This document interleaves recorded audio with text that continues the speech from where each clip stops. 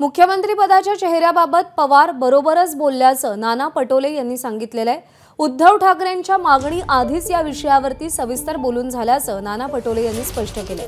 मुख्यमंत्री पदासाठी कोणीही लढत नाहीये असं वक्तव्य आदित्य ठाकरे यांनी केलंय आणि जागा वाटपावेळी रस्सीखेच होणारच असंही आदित्य ठाकरे म्हणाले।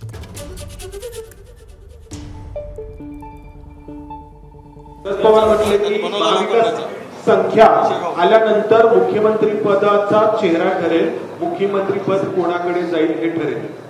काय म्हणाले शरद पवार असे म्हणालेत की महाविकास आघाडीचं संख्या ही ठरल्यानंतर मग मुख्यमंत्री पदाचा चेहरा ठरेल।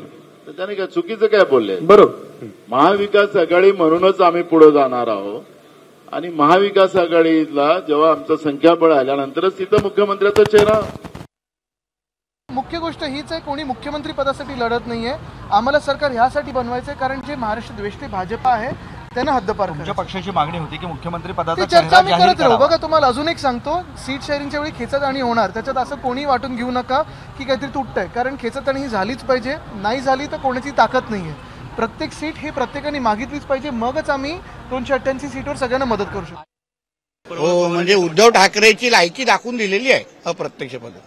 उद्धव ठाकरे जे दिल्लीला गेले म्हणजे नुसतं मुजरा करायचा राहिलेला, बाकी सगळे कार्यक्रम करून आलेले होते मुख्यमंत्री पदासाठी।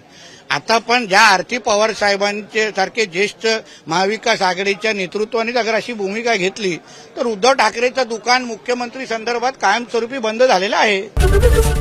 एबीपी माझा, उघडा डोळे बघा नीट।